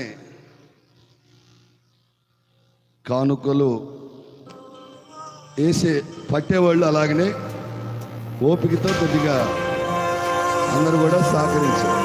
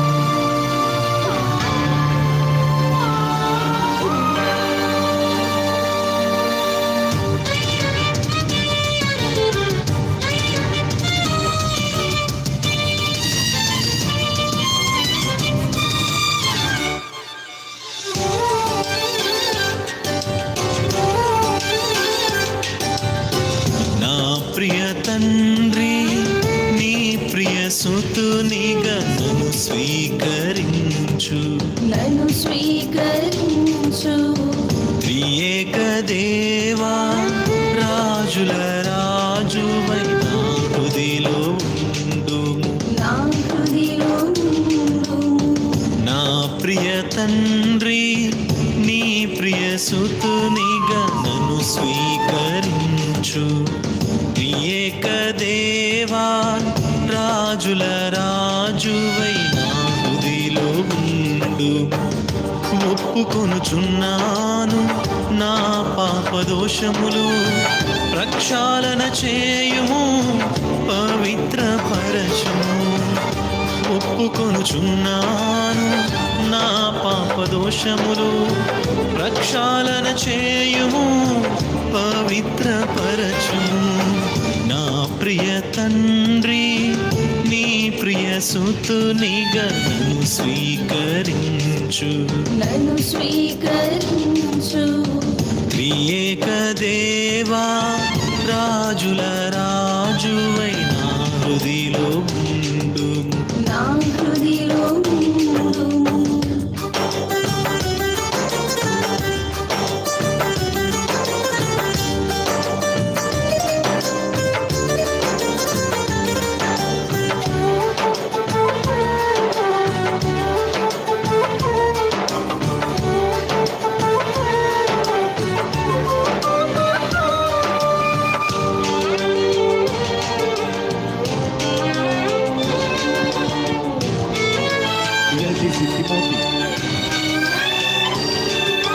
నీ సన్నిధికి దూరమై లోకముతో ఏకమై శోధనతో పోరాడలేక శోకముతో నుండి తిని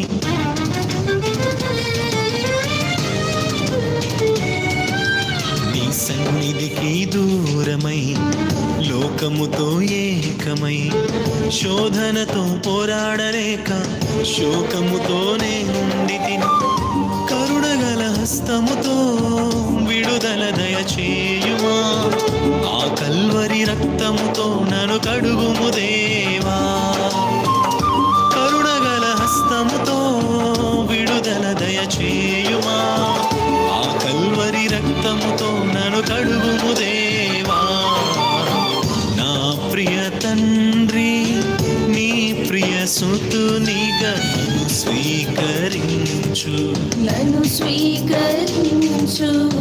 త్రియేక దేవా రాజుల రాజువై నా హృదిలో ఉండుము. నా హృదిలో ఉండుము.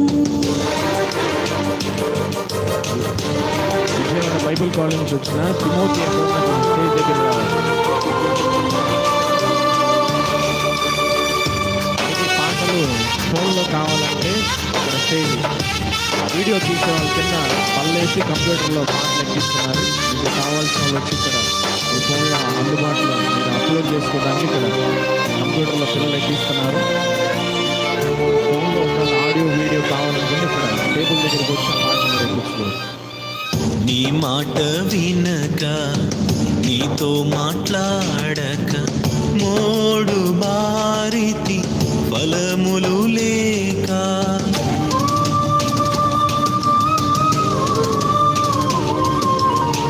నీ మాట వినక నీతో మాట్లాడక మోడు బారితి ఫలములు లేక మహిమగల వాక్యముతో నన్ను దర్శించుమా. మాదిరిగా ఈ మహిలో నన్నుంచుము. మహిమగల వాక్యముతో నన్ను దర్శించుమా. మాదిరిగా ఈ మహిలో నన్నుంచుము. నా ప్రియ తండ్రి నీ ప్రియ సుతునిగా నన్ను స్వీకరించు. నన్ను స్వీకరించు. త్రియేక దేవా రాజుల రాజువై నా హృదిలో ఉండుము. నా హృదిలో ఉండుము. నా ప్రియ తండ్రి నీ ప్రియ సుతునిగా నన్ను స్వీకరించు. త్రియేక దేవా రాజుల రాజువై నా హృదిలో ఉండు. ఒప్పుకొనుచున్నాను నా పాపదోషములు, ప్రక్షాళన చేయుము, పవిత్రపరచుము. ఒప్పుకొనుచున్నాను నా పాపదోషములు, ప్రక్షాళన చేయుము, పవిత్రపరచుము. నా ప్రియ తండ్రి, నీ ప్రియ సుతునిగా నన్ను స్వీకరించు. నన్ను స్వీకరించు. త్రియేక దేవా, రాజుల రాజువై నా హృదిలో ఉండు. నా హృదిలో ఉండు.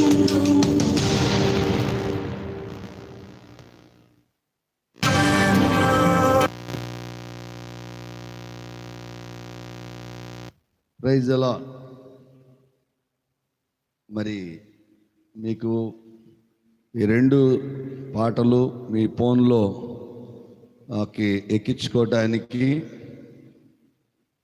ఈరోజు రిలీజ్ చేయబడ్డ ఈ 2 పాటలు, అలాగనే స్టేజీకి ముందుగానే యవనస్తులు దానికి అన్ని ఏర్పాట్లు చేశారు. మీరు కావాల్సిన వారు దీవెనిచ్చిన తదుపరి ఇక్కడికి వచ్చినట్లయితే ఆ ఫోన్లో మీరు ఆ పాటలు ఎక్కించడానికి వారు మీకు సహకరిస్తారు. దేవునికి స్తోత్రము కలుగునుగాక. అలాగనే గత 3 రోజులుగా ఈ సభలు దేవుడు అగాపే క్రీస్తు సువార్త మహాసభలు దేవుడు అద్భుతమైనదిగా జరిగిస్తున్నాడు.